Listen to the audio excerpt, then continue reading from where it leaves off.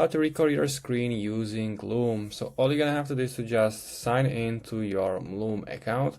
Also make sure that Loom is already installed on your computer. And once your account is open, in left down corner area you can find option record a video, so click it. Next you have to allow all permissions to this Loom app to record your audio and video using your camera, etc. Now I cannot record the Loom because I got my screen recorder already turned on. Once your camera will appear, you can click on start recording.